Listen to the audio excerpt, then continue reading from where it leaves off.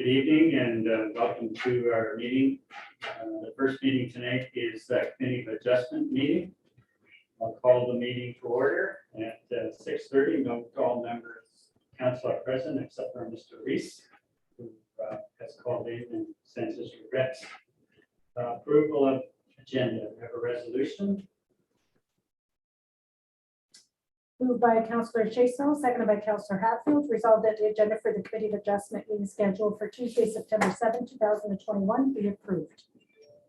All in favor? Carried. Thank you. Any announcements? Declaration of pecuniary interest. Approval of minutes from Tuesday, June 1st. We have a resolution. Moved by Councillor Hatfield, seconded by Councillor Chason. Resolved that the following minutes of the Municipality of Wawa Committee of Adjustment be adopted as presented.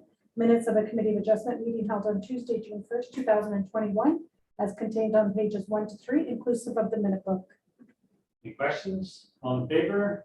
Carried. Thank you. Nothing under old business. Under new business 7.1, approve the actions of the Secretary Treasurer. We have a resolution. Moved by Councillor Chason, seconded by Councillor Hatfield. Resolved that the Municipality of Wawa Committee of Adjustment does hereby approve the actions of the Secretary Treasurer with respect to the notification of the following applicant.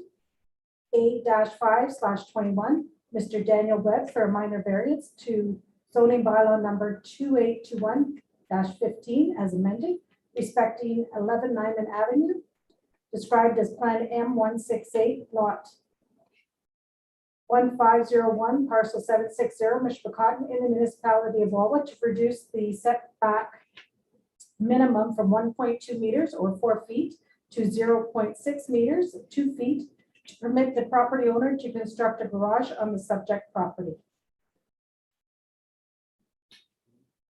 Any questions? Yes. In the report, We're dealing with the. This is just the giving of notice. Just a giving notice. My apologies. All in favor? Carried. And now we're in 7.2, the application for minor variance. Do you want me to read the motion? Yes.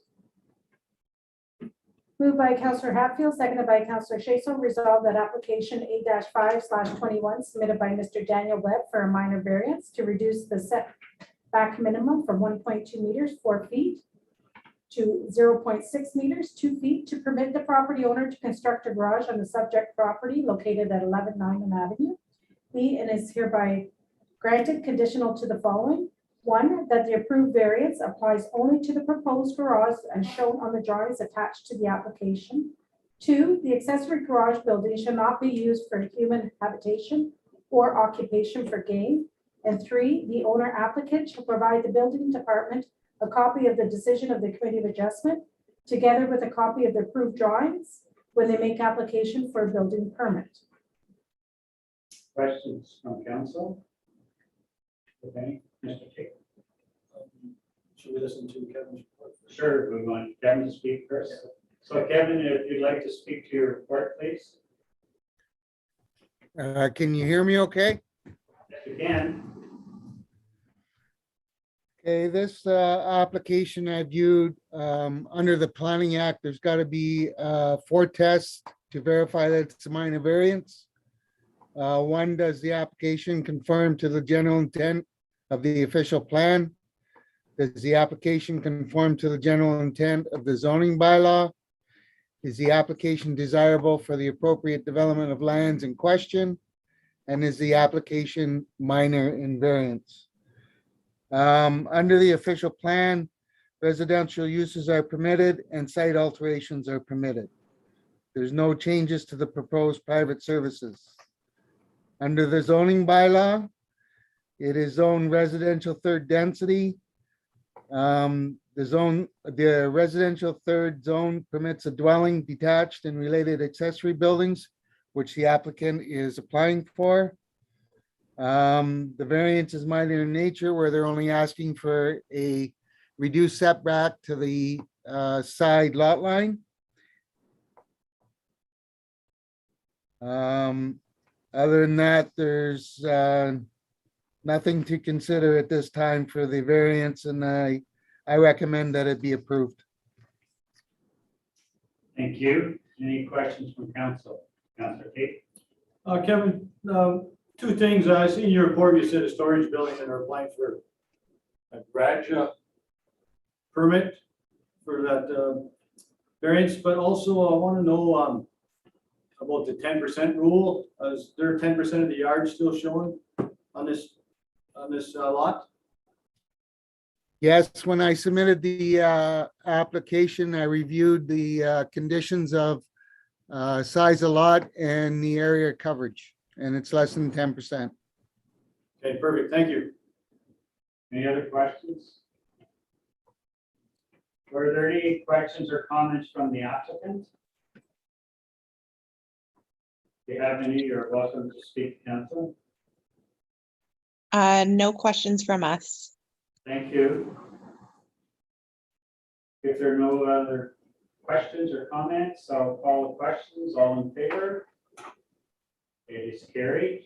Thank you. So I'm sure someone will be, Called motion. I did, we just voted on. Right. And it was approved. Kevin will be in touch with regards to all of the paperwork and other, we still have the 21-day obligation here as well. So that'll be explained to the applicants. You may already know that. Okay. Thank you. There are no further items. We have a motion to adjourn. Moved by Councillor Schaefer, resolved that the meeting be adjourned at 6:37 PM. On in favor? Carried. Thank you.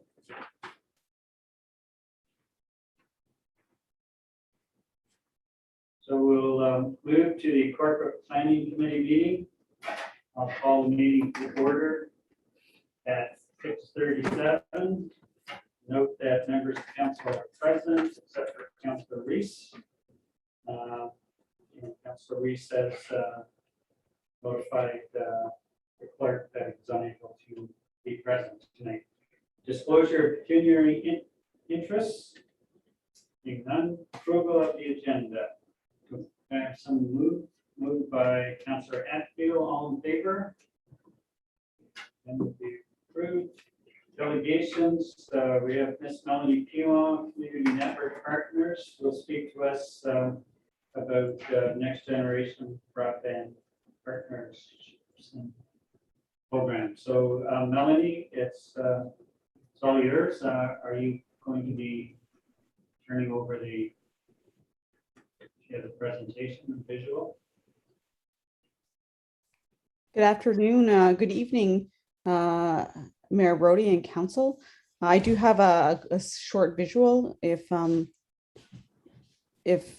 Mrs. Sear can permit me to share my screen.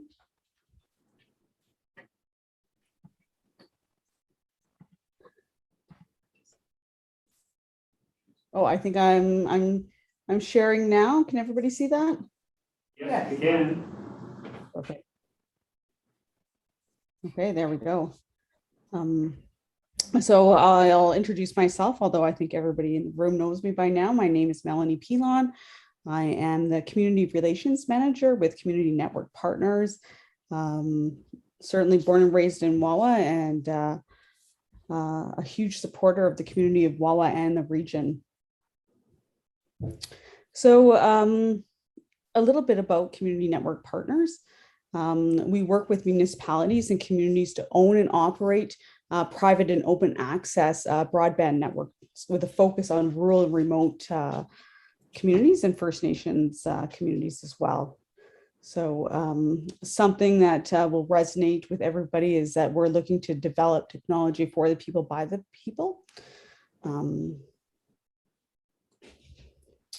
Our vision is to work collaboratively with communities to build broadband networks with our partner communities to improve economic growth and resiliency. So I won't read through our first couple of slides because we have done presentations to council before. However, we are looking to connect and empower communities through technology, and economic development is a big part of why we're looking to do this. Certainly,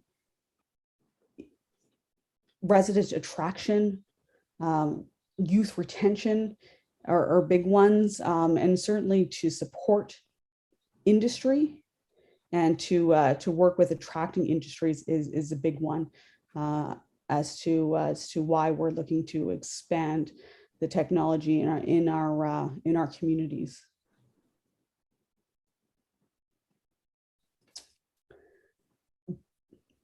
I'm a big member of the team, but John D'Alessandro, he's the president of our network of community network partners. He's also the president of our sister company, YRIE, which focuses mainly on provincial and government entities, carrier grade broadband solutions.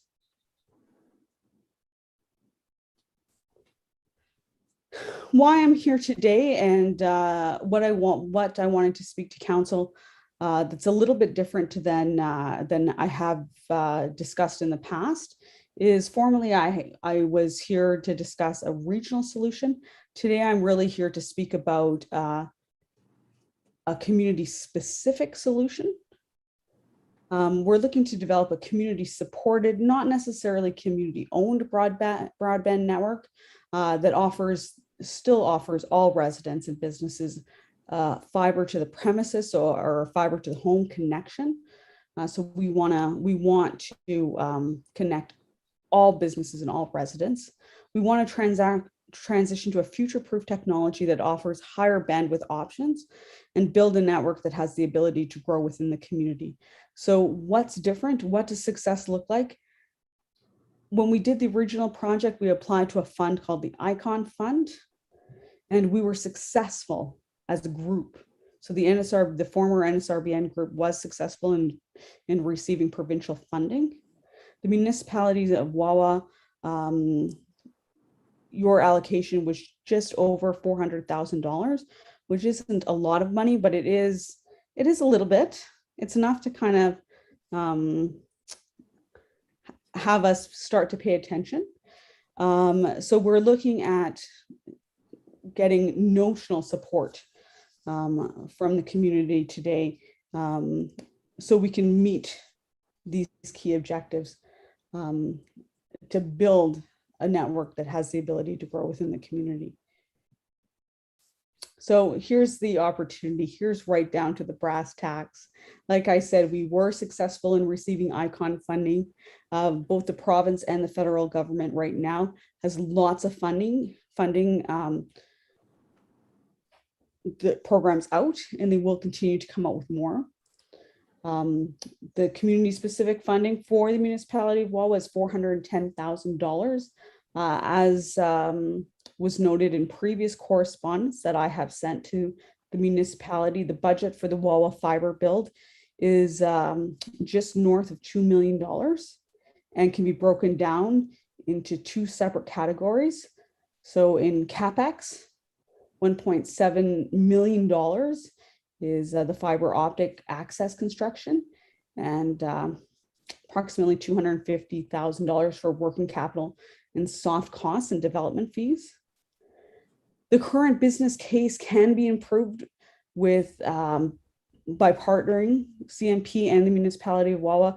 If we partner together to access additional funding that comes out from the province or the federal government, or in the form of a community anchor commitment. And we are interested in working with the municipality to determine how we can maximize the opportunity presented. So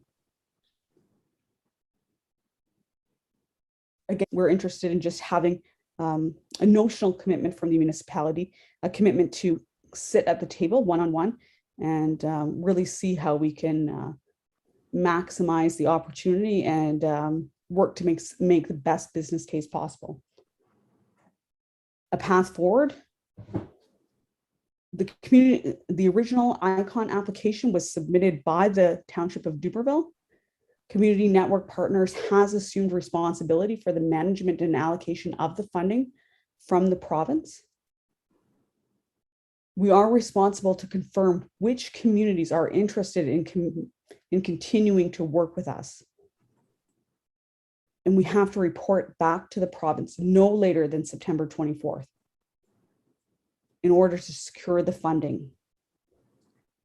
So by September 24th, we have to go back to the province and let them know notionally which communities we will continue to work with.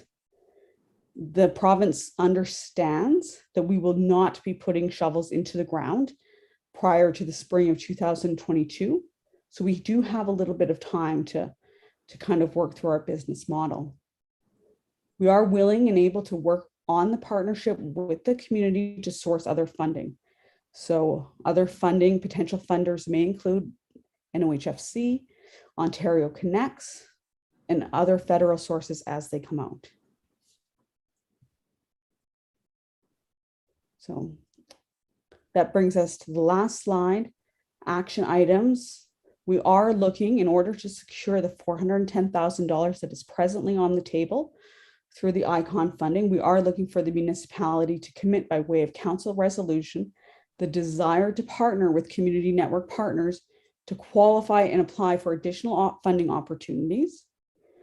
So to improve the present business model to a point where all parties consider it viable. We can certainly work together, CNP and the municipality, to apply to these funds. And I think together we can really be successful. I know just today, we have determined that we are going to work with one large-scale business operation in the community to help them connect, to bring better broadband, better technology to their business. So I know that there is a very, very high need in the community. And I think the business community is presently seeking out these options on their own. So I think the need is certainly there. We have qualified the need by, in terms of through our feasibility study and in other ways.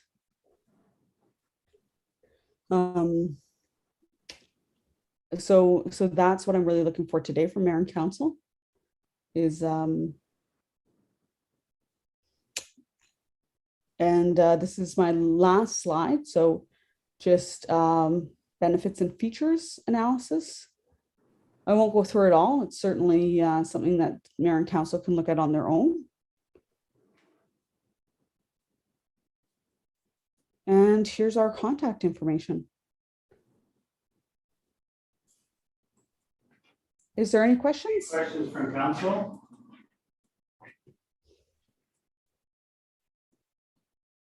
So Melanie, even if council applied and got that $400,000, we're still looking at trying to find money for a potential cost of over $2 million.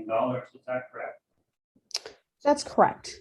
So we're not looking to fund the whole entire build. So community network partners is able to come in, and we're willing to come in and build the network should the business model be viable on its own and be able to stand up on its own merit. I have shared a business model with Miss O'Neill and Kathy, and we do have with a very modest penetration rate, we do feel like there's a very viable business. Wawa presents a very, very viable business option here. I have a little bit of doubt on, how viable a plan set up today will be, because if you listen to just about every one of the leaders of federal parties in this election, they're all promising significant improvements with regards to broadband accessibility across the nation. So I'm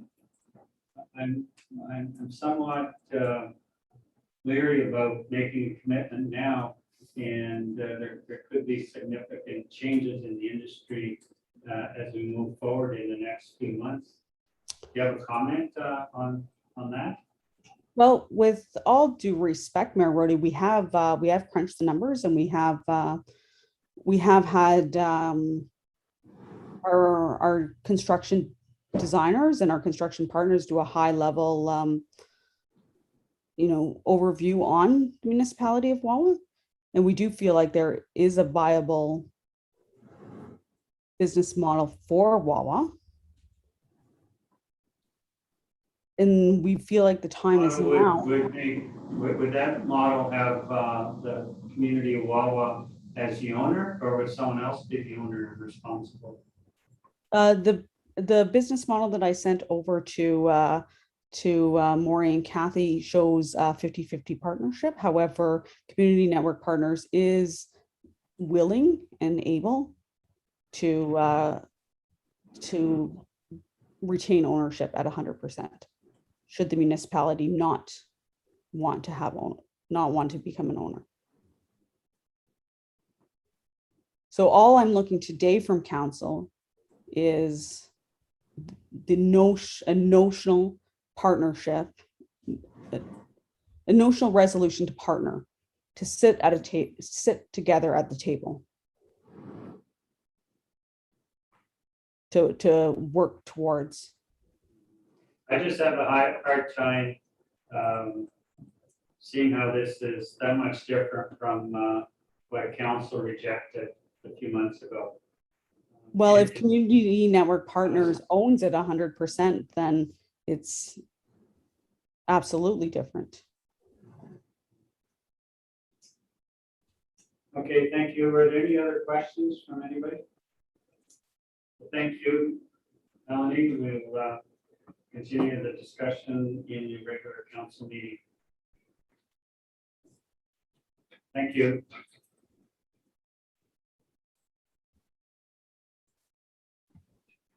Are you ready to move to item 5, adoption of minutes? We're going to have Luger, move by Pat. So we got the park planning meeting minutes of Tuesday, August the 10th. Any questions? All in favor? It's carried. There's no business arising under new business, draft noise bylaw for review. So Kathy, appreciate you showing the 2 earlier bylaws, and then we have a draft bylaw. So I think the expectation is that as you review that, and if you have any questions or concerns, if you can get back to Kathy, Kathy will bring those concerns and address them in the draft, and we can work from there. The same thing applies for item 7.2, the draft substance abuse policy. Same idea, review that. If you have any questions, please contact clerk or deputy clerk, whoever is available, and let them know what concerns are with regards to those policies. Oh, one bylaw, one policy. 7.3, a report for the months of July and August. Dan is not available tonight, so we just have the written report. If you have any questions, to pass them on to Maury, and when Dan returns, she can make sure that it gets back to you. 7.4, a memo for Green Stream funding application, the ICMP. Maury, are you going to speak to that? Yes, please. Thank you. And on behalf of Dan, we sent a memo to council advising that we've been using Crescent Engineering to help us prepare an application to what's called the ICIP, Infrastructure Canada Fund, under the green intake for a water works program. This particular fund, the projects must relate to water infrastructure in a municipality, cannot be higher than $5 million, and does require a contribution from a municipality of 26.666%. Given that, after a review of our water infrastructure needs. Crescent Engineering recommended that we send in an application, which is due tomorrow. Tomorrow is the deadline to fund the following improvements that will help us to continue to mitigate the impacts of the elevated THMs in our system. And basically have to do with making substantial improvements at the raw water low lift intake in our system, the Ganley pump house. And secondly, to add a hydrant in Michigan River Village. A few words about the improvements at the raw water low lift station. That particular component of the project is about $3 million of the total budget, or a little more, because they're quite extensive around replacement of one failed raw water intake isolation sluice gate valve. It's a valve at the lower lift station that allows us to turn the water off so it might not contaminate the system, or vice versa. A raw water intake well rehabilitation, the assessment and replacement of approximately 156 meters, 400 feet of submarine raw water intake pipe. So that's our water intake pipe in Wawa Lake. That needs to be replaced. It's over 40 years old. I had told the mayor that was about 80 years old, but I can't find the exact age, but I know that it's over 40 years old, and it is outlined in our asset management plan that there are 0 years left in its life cycle, or its life expectancy. The intake pipe itself is far exceeded the anticipated life. It's made of a metal material that's eroding and deteriorating, so it is time for the municipality to replace that intake pipe. They'll also replace one raw water intake structure, and they will do some rehabilitation of treated water transmission main pipe to ensure that we provide proper flushing capacity. So the replacement of the raw water intake involves an in-place decommissioning of the existing pipe. I believe that the existing pipe would be removed, and that they would sink a new submarine pipe that meets today's standards. On the technical side, I can't really explain much more about the engineering, but the application would involve engineering design drawings, proper permitting with the Ministry of Natural Resources, Ministry of Environment, and those involved. But the total estimated cost of the project, which is estimated at the high end, given that we will be applying now, but the project wouldn't begin until next summer if we received funding. So there is a higher contingency to protect us on increasing costs year over year. And the total estimated cost is 3.4 million. That would require a municipal contribution of just under $1 million. So it is a substantial amount of municipal funds that would have to be put towards this project if it were approved. If we get the grant, we certainly as staff would come forward with a plan to fund our share, but for discussion purposes or council's consideration today, I would propose that this project would likely be funded over 2022 and 2023, so funded over 2 years.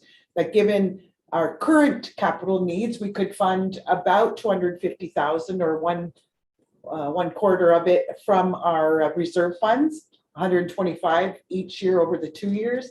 And the remaining 750,000, we would likely have to look at a municipal low interest loan from an organization such as Infrastructure Ontario or otherwise.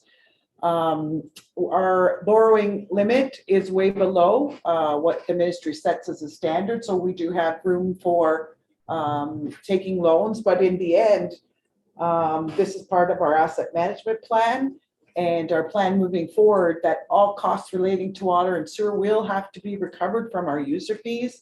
And those user fees would have to increase over time to pay those costs. When and if the application is approved, we certainly, again, as a staff, knowing our financial situation at the time, would come back with a concrete plan to fund. But that gives you a scenario today of what we think we can do to ensure this important project moves forward. So tonight, I I'm looking that council approve that staff with Crescent Engineering make application to the ICIP program as outlined to you. And again, the deadline's tomorrow, so if council had any questions, I'll try my best to respond. Well, certainly, a project, this issue has come before council often, and Council Chason has raised concerns about this over the years. You just can't leave things in the water for decades and not expect that there be aware things we have to look forward to. I think what council will need to do is look at the whole water situation, and because we need to fund from user rates and not from taxation, we have to ensure that we're not going to fit the users with another big project. Our plant is relatively new, and hopefully we can deal with this one. Emergency. I'll open up to any questions or comments. Councilor Chason? Maury, on the engineering, is there a bid going up for this? Due to time, we just had engaged Crescent Engineering, who is our engineer of record. Council did tender out engineering services about a year ago, and we selected Pynchon to do our engineering work, but council agreed to keep Crescent on as our engineer of record for water-related projects. Council approved that. So given that and our urgency, we used our engineer of record to help us prepare this application. But when it comes time to do the design drawings, the actual work, we will go for request for proposals to ensure, just like we did for our school zone project, go out to engineers to bid on the project. So we're ensuring the best use of our money that we can. I just had the assumption that we're trying to shy away from Crescent. Past the experience we had. Not from water. We're dealing with Crescent on all water related issues. Yeah. And they've done an excellent job and really supported us in this. They have a lot of work on their plate, and they certainly put in a lot of time and effort, and I acknowledge their excellent work on this. I think this is a great project. One more question about the plant, and Mr. already mentioned we have the best plant there is. We get the top dollar. But since we put the aluminum sulfide in the water, I believe we're having a tough time backwashing. I don't believe it's going back into the sewer. I don't think that plant was designed for that. So I just wanted a few answers to make sure that the backwash is not pushing that stuff back into our drinking water. I can certainly bring that to our water and sewer staff, and I'll respond back to Councillor Chason and council regarding that. I have no new information that there are any issues, Councillor Chason, but certainly I will follow up to make sure that things are working properly. That was the assured, our council was assured at the time that the aluminum sulfate would basically be used inside the plant to its job and not be circulated in the water supply. So I'm not if we aware. double check on that. Yeah. That would be great. Okay, Councillor Tate. Going back to this estimated cost and funding and risk management, a couple things we keep talking about next year. Risk management. If we have a fault or something, we'd be in trouble. Second of all, if we don't get funding, we have a way of looking at more of this money.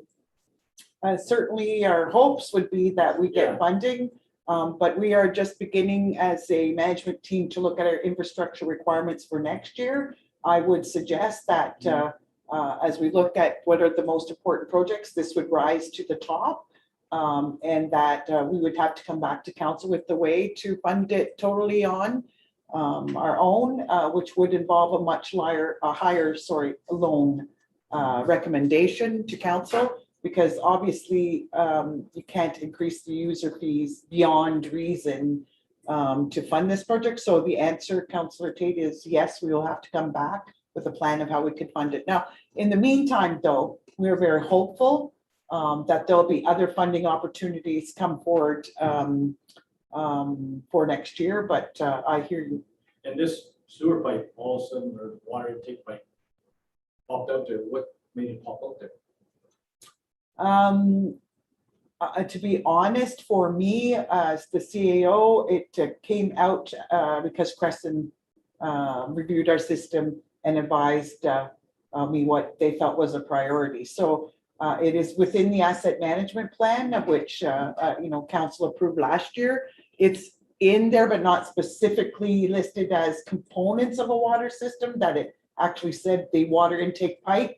It says water works, and certainly within there, there were messages in that asset management plan. We knew that our waterworks are in trouble and that other infrastructure, and we're trying to prepare a plan ahead. And that's why we were last couple of years come to council with longer term capital requests, not just looking at 1 year, but looking at 3 years. And this year we'll be looking at 5 years. We recommended to hire Watson, which council has agreed to develop a 10-year plan that will include all the asset management plans. So my response, Councillor Tate, is that we knew, and we are preparing and taking steps today to prepare a longer term plan so this doesn't happen as a regular occurrence. So I take it there was an inspection done on it?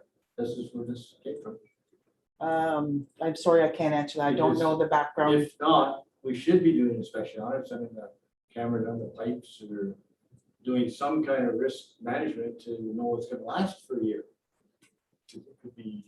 So they may have, major- yeah, they may No. have, there's certain requirements under the law that the water treatment plant has to every year do quality management control plans. They have to review things. They may have put the cameras down. I believe when Councillor Shaso had some concerns about the plastic surrounding inside the lower water lift, that there was cameras. I have seen a recording of them looking at the, I forget what they call it, the skin or the plastic inside.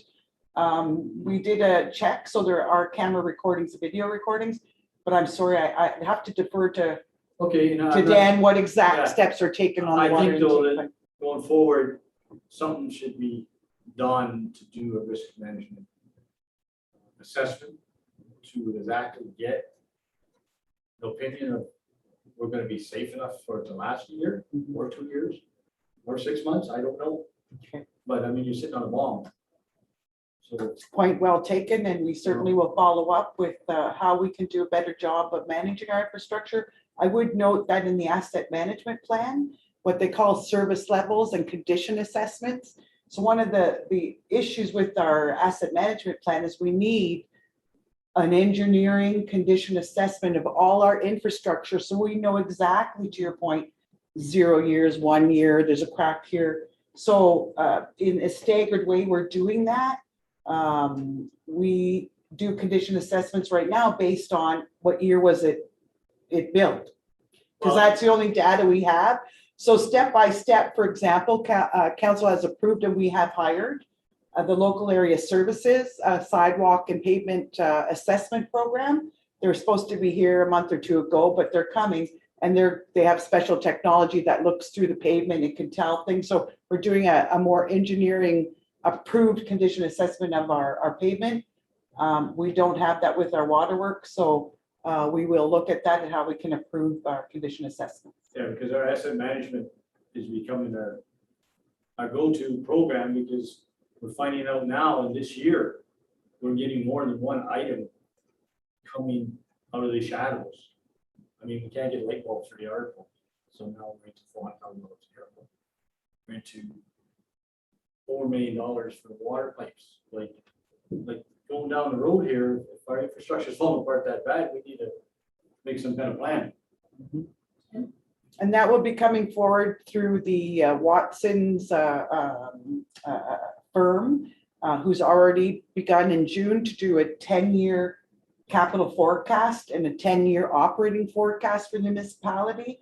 So they're in the process of creating that for council. They're relying on the asset management plan, relying on us improving our condition assessment ratings of all our infrastructure, and that we're combining that with how we will present to council the capital and operating budget.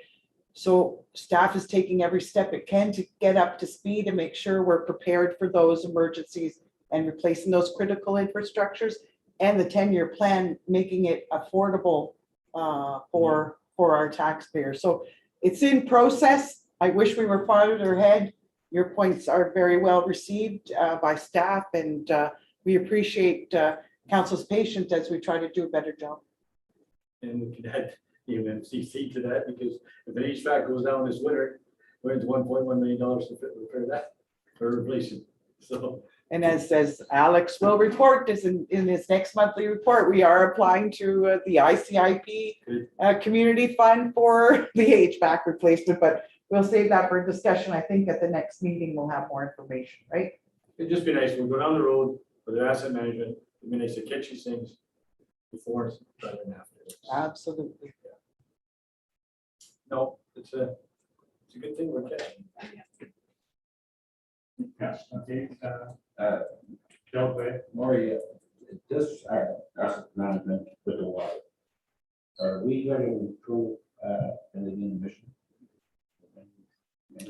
So we have, yes, sorry, Councillor Shea. So we have a report from Landmark. I can't remember if it's Landmark Laboratories. And they have made a few recommendations for some improvements at the Michigan River Village water system. And Crescent has reviewed that report, and Crescent can, as they looked at it, said the most important component for the mission right now, and I think you could teach me why it's so important better than I could teach you, but it has to do with making sure we have a new hydrant in the Hardy location. There's not one there, and that has to do with flushing and making sure we can flush out our water treatment tower.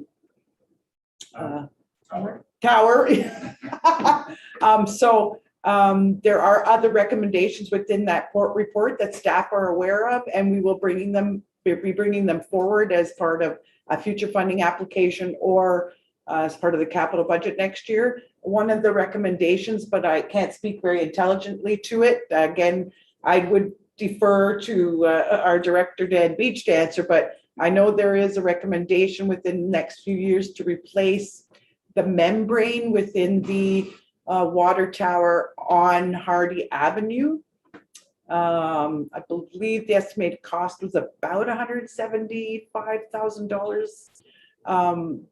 But we have a little bit of time with that, so it is under consideration and noted by Landmark in a report for council. I can certainly share that report, but it's something we are aware of, and for now, this particular application is including the MRB hydrant. It's around $100,000. Okay. Further questions? We'll move to item 7.5, the MMCC reopening plan and update. Will you speak to that, Alex? So just a quick memo to council regarding vaccinations in the community. So it's really about looking at the new provincial guidelines and how we're going to apply them to the community center. So obviously between when that announcement came out and this, there wasn't enough time to review both with our staff and user groups what exactly we're going to do to follow that provincial mandate.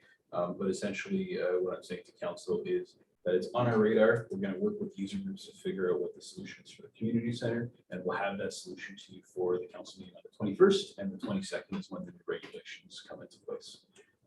As a staff, really, it's very similar from what we see to the requirement for contact tracing and screening that's been in place this whole time, which we've essentially had user groups have volunteers do at each of the doors where they come in. And so it's another thing that unfortunately is going to be asked of user groups to participate at the community center. But with that being said, we're trying to use our administrative resources to help them do that. So what we're doing right now as a staff is trying to come up with solutions so that it's as easy as possible for these volunteer groups to actually follow the rules like we're asking them to. So that's what we're working on. Obviously, that needs a couple steps. One, we have to come up with the solutions, and then two, we have to pass them by the user groups to make sure everybody's okay with it. But between now and September 21st, we will do that and have basically another version of that reopening plan back to council in September, which I will know with exactly as predicted. That we have a new reopening plan before we actually reopen the facility. Either way, we're looking to reopen parts of the facility on September 20th, and that will be the sort of dry land stuff. So that will include dance and fitness classes and a lot of our seniors programming. The gym is already open. We'll see if we'll be able to expand that or not based on if these regulations require contact tracing still or not. And then all of the ICE programming starts on the 27th as per policy. So we're really excited to have everybody back. Any questions? Yes. Is the, excuse me, is the ice going in now?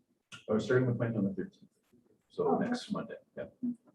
Or you run the plant for how many days before you start making it? 2-week ice making process. Pardon? 2-week ice making process from the 13th onwards. Thank you. Any other questions, Alex? Thank you, Alex. Are you going to speak to the next one and read both launch or? Sure. Go ahead. So this is really information for council. At the start of the summer, we had a group of volunteers approach us. They were interested in putting a boat launch in the marina basin itself. We went through a whole process with MNRS, Small Craft Harbors, all the regulatory bodies to make sure that that was okay. We essentially got the answer a little bit ago that that was indeed okay. So this particular project is something that a group of volunteers are doing. There's no cost to the municipality with the exception of, unfortunately, my time doing all of the paperwork essentially to get it past Small Craft Harbors and the federal agencies. It's been essentially agreed upon by the Marina Committee, though they wanted to make sure that all the checks and balances were in place, that this is a good idea for the facility to have a launch in that particular location, as well as with the conversations that I've had with other users of the facility. Out of the people I talked to, there was only one user who was against it out of 20 folks that we discussed with, including the Marina Committee. So essentially what we're doing here is to put a boat launch in the basin, which will eliminate the river launch, which is completely defunct and it needs to be taken out. And that's something that's was planned for this year, but with the red tape we had to go through now, it's planned for next year. And that will also eliminate some of the issues that we've been starting to have at the boat launch that's right beside the Fishing Beach. So I think overall it's a good project, especially because there's a group of volunteers who wants to do this and it will be at no cost to the municipality. The liability, I would say, is medium. Obviously, there's some stuff that we take on as a municipality when we rent that facility. But at the end of the day, we still rent that facility. And so this is going to be constructed on that rented property. So we're not going to hold this liability unless council decides to pursue the divestiture process further, which will come at a later date. And then, of course, we're going to have to do things on a daily basis and a weekly basis, such as inspections, which we already do at the facility, as well as a seasonal basis, taking dogs in and putting dogs out, which we already do at the facility. So a little bit of extra time investment, we see it as a net positive and a good improvement for that facility. We're happy to engage these volunteers to make it. Yes. Comment and question, Alex. I've been down there several times and I looked into the facilities and I was really impressed with that. Also, the committee is seeming to come together and we're working better together now. I would say so. There's been a bit of a break during the summertime, just like all municipal committees, but our next meeting is in September.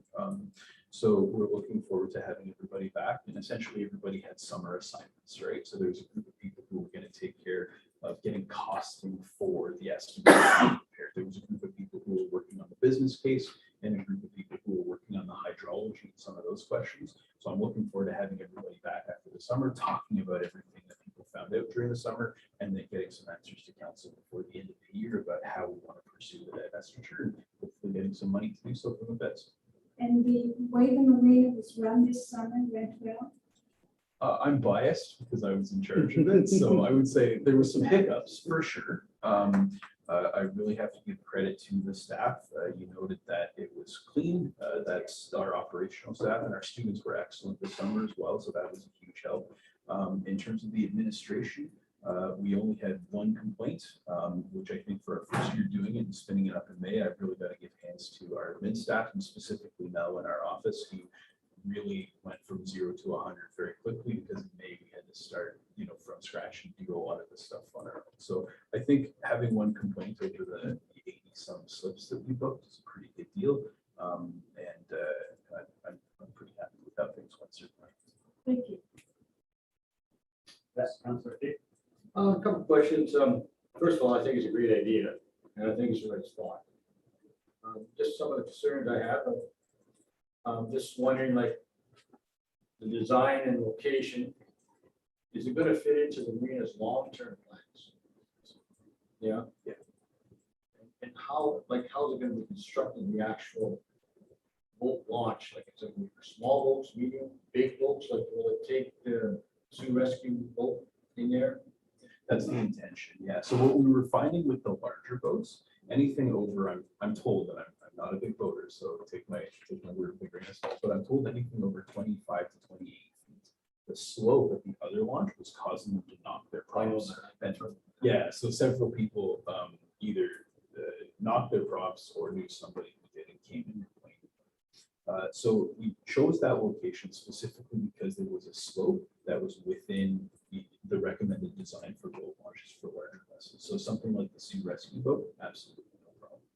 So the intention is to provide a slope that's more appropriate for all types of boats, especially the bigger ones. You also have in that location, in terms of future proofing, we know that that's one of the more stable locations because we don't have, it's not exposed to the river in any way. It's the most protected out of any of the other locations that are possible. The one concern that was raised to me was wakes, was people launching and then going nuts, right? So we tried to do some mitigation with that. We got some no wake signs, which have never been at that facility. We put a couple up. We received some positive comments about them. Will it solve everything? Absolutely not. But it's one of the ways that we can try and mitigate some of the concerns that were raised to us. No, this is gonna be, like, the actual design, it's gonna be on big pads or? Yep, absolutely. So what we did is we took the recommended design for a small craft harbors boat launch, which they have an engineer drawing that was in generalities, right? So it talked about the slope and the width and things like that. And we took that and applied that to the facility. So a couple folks down there, have some pretty good experience doing concrete work, and including Dan actually, who helped out on this design. And so what we're trying to do is pour a pad and then put rails down and put the slabs onto the rails. And so the rails are going to provide some in-water stability, so we won't have what happened at the riverboat launch where the bottom moved and then all of a sudden all the concrete cracked. And then the pad at the front is going to be grooved in such a way that it's all continuous slope and you get good traction going up. It's people getting stuck in the sand. And who's the dock? Who's gonna build the dock? Or who's gonna pay for the dock, or how's the dock going? A donation is being made for the dock, so it's not being paid by the municipality. I don't know if the donor wants to be named. And that's fine. No, that's fine. No, that's And fine. then the dock itself is being built, oh man, can't remember. But it's by a dock. I'll get you. It's gonna be a single rack, right? Yes, Okay. absolutely. Yeah. So it'll be And, fairly easy for us to remove. It'll be similar design to the dock that we already had with the other launch. And since the municipality is gonna be responsible for this in the end because of maintenance and all that stuff, it's gonna fall on us, of course. How are you gonna go about collecting the fees for putting boats in there? So we had an experiment this year with an actual post down there where people could essentially donate fees. That went okay. We got some fees out of there, but I don't think it really captured. What we did get this year is way more people coming in to buy boat launch passes. So we don't yet have a perfect solution for that. It's getting better for sure. Last year compared to this year, I'll have an analysis at the end of the season for council. But what I'm seeing is that people are starting to transition over to the pass system and starting to understand it a little better. And I think that at the end of the year, though I don't have the final numbers, that'll be reflected in the numbers that I can present to council for the reconciliation of the facility. I think after that, it's signage. So we got some signage this year. It isn't installed yet. We're probably not going to install it until next year now. We got it last week, so I don't think there's much of a point anymore. But some of that signage really reinforces that the money that's collected at the facility goes into the maintenance of the facility. And it's something that I think that people using that facility, especially locals, need to hear, but they also need to see, right? And so we're trying to be more present down there as a municipality. We're trying to do things like maintain cleanliness of the facility, do small upgrades within our operational budget to make sure that people really understand that, oh yeah, the money that I'm putting here isn't just going off into the abyss.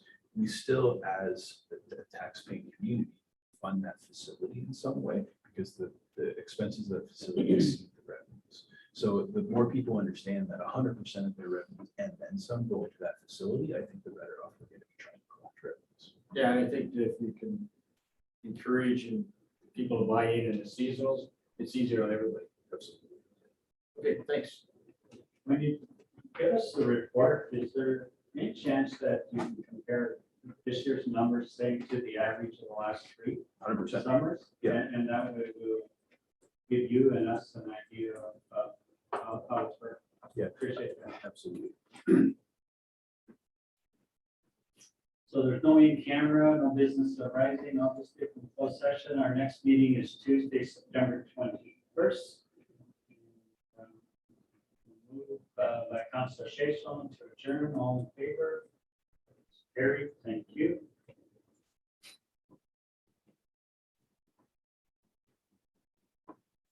Move straight into our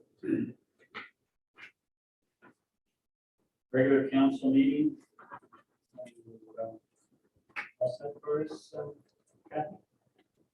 So I'll call the meeting to order at 7:25. No members of council present and council recess regrets. Any disclosure of pecuniary interests? None. Approval of agenda. We have a resolution. Moved by Councillor Tate, seconded by Councillor Shea-Stone, resolved that the agenda for the regular meeting of council scheduled for Tuesday, September 7th, 2021 be approved as presented. All in favor? Carried. Thank you. Delegations and presentations, none. Announcements and giving of notice, so you have the items there to note. Resolution to adopt the minutes from Tuesday, August 10th and Tuesday, August 24th. Moved by Councillor Shea-Stone, seconded by Councillor Tate, resolved that the following minutes of a meeting of council be adopted as presented. 8 minutes of regular meeting of council held on Tuesday, August 10, 2021, as contained on pages 1 to 7, inclusive of the minute book, and B minutes of a special council meeting held on Tuesday, August 24, 2021, as contained on pages 1 to 3, inclusive of the minute book. Any questions on minutes? All in favor? Pardon me, Mayor, can I interrupt? Yeah. You went a little fast for me. The 3.1 approval agenda resolutions. We do that yet? Did we skip the resolution? No. I thought we had a resolution. Did you do that resolution? No, The approval of the agenda? The resolution is already written up. yeah, I have an issue with those resolutions. With that one item, RC 1157. what number is that? That be the Under 11.1? 3.1 proposed resolutions, Mhm. RC 21157. That's item 11.1 on the agenda. Yes, the broadband resolution? Yes. Yes, that'll be coming up later. Okay, okay, sorry, I thought that was in that. No, no. Okay, sorry about that. So we're at correspondence, just note under 7.1, at correspondence from the Ministry of Municipal Affairs and Housing for council to just peruse at your own leisure. Under 8 consent agenda, we have a resolution to approve the consent agenda. Moved by Councillor Tate, seconded by Councillor Shea-Stone, resolved that the items listed under consent agenda, items 8.2 and 8.3 be approved as recommended. Any questions? All in favor? Carried, thank you. Staff reports, the resolution to receive staff reports. Moved by Councillor Tate, seconded by Councillor Hatfield, resolved that the Council of the Corporation Municipality of Wawa does hereby receive staff report DB 2021-05, report for the months of July and August 2021, a copy of which is attached here too. All in favor? Carried. No business arising from the previous meeting. Under new business, approve the broadband partnership. That resolution will be read. Moved by Councillor Hatfield, seconded by Councillor Tate. Whereas the Council of the Corporation and Municipality of Wawa is committed to developing a community-supported broadband network that offers all residents and businesses the state-of-the-art fiber to the prem connection And whereas council has a desire to partner with the Community Network Partners, Inc. to qualify and apply for additional funding opportunities, including securing funding from the Ministry of Infrastructure's Improving Connectivity for Ontario ICON program. So to improve economic growth, resiliency, and improved access to health and education services. The availability of adequate and affordable broadband for all citizens and stakeholders is important to the future of the community. And whereas Canadian residential business fixed broadband internet service subscribers should be able to access speeds of at least 50 megabits per second download and 10 megabytes per second upload, and subscribe to service offering with an unlimited data allowance. Now therefore be it resolved that the Council of the Corporation Municipality of Wawa does hereby express desire to partner with the Community Networks Partners, Inc. to qualify and apply for additional funding opportunities for improved community-supported broadband network. And further, Council hereby provides direction to dedicate resources, including human resources, to support and work in collaboration with the Community Network Partners so as to maximize the project's based business metrics. That was a mouthful. Any questions or comments? Councilor Tate? At this time, I would like to make it known that I do not support this resolution. I feel as a councillor, we have just about 1 year left on our councilship.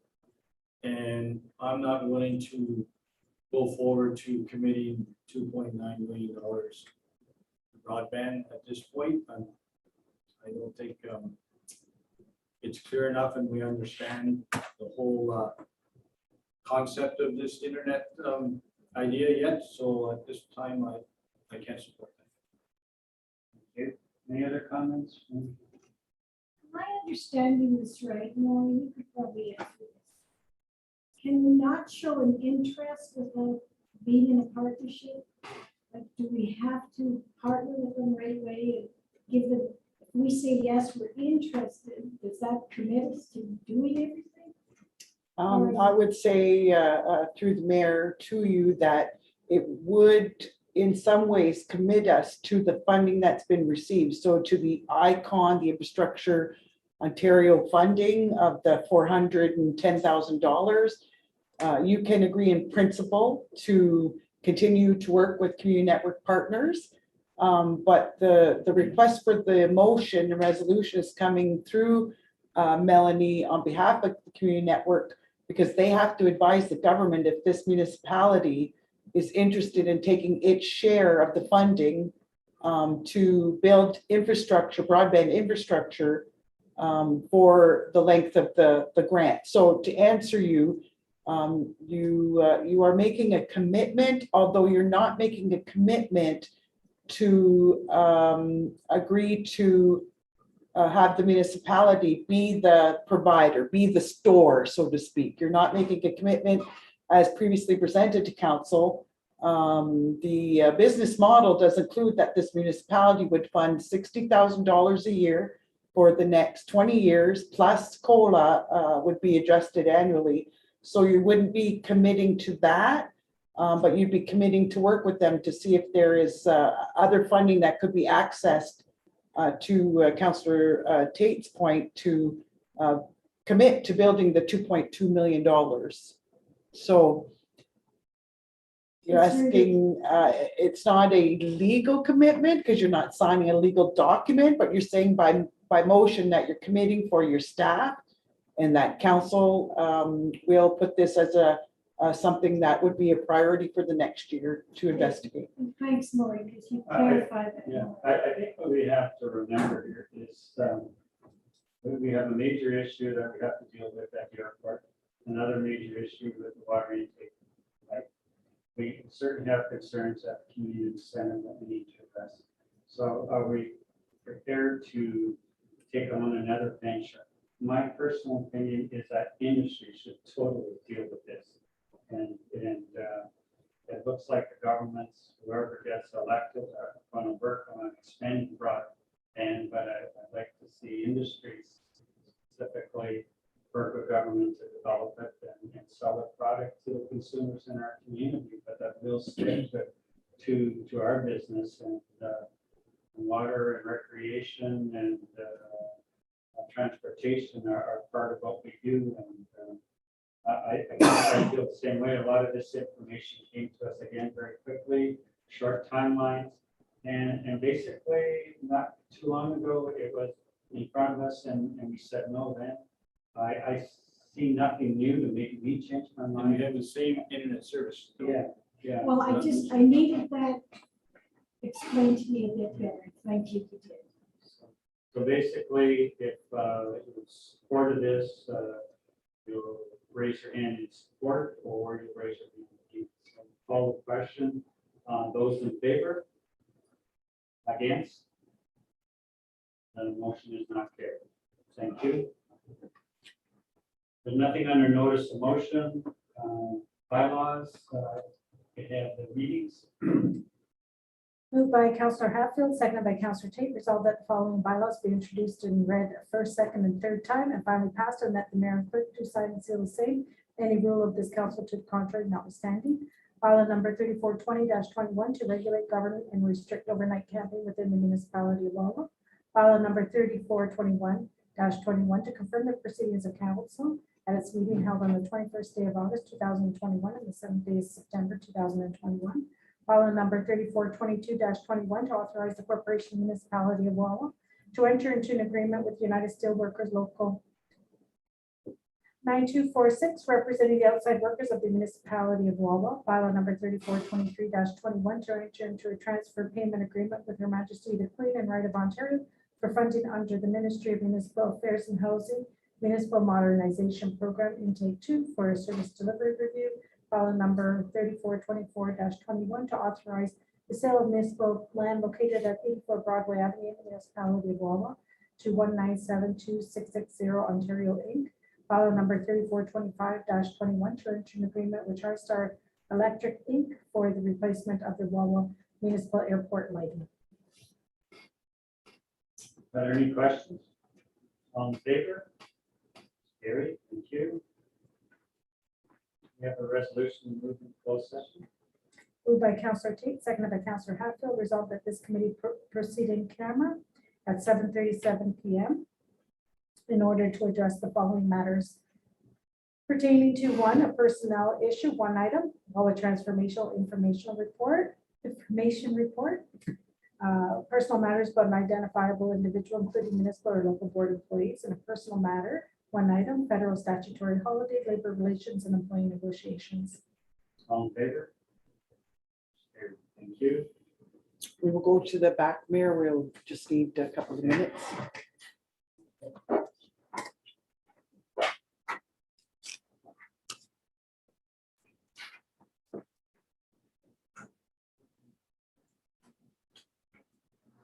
Trying to start. Okay. Yeah, it's.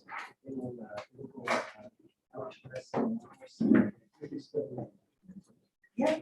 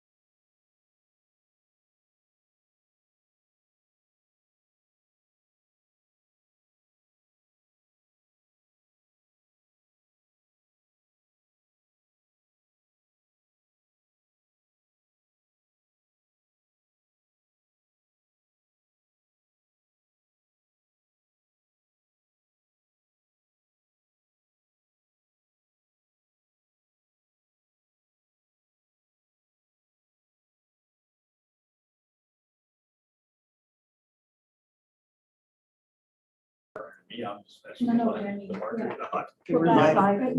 Yeah. Okay. Turn to open session. There's no business arising from a closed session. Our next meeting date is Tuesday, September 21st, 2021. And we have a motion to adjourn. Moved by Counselor Hatfield, resolved that the meeting close at 8:20 PM. All in favor? Gary, thank you very much.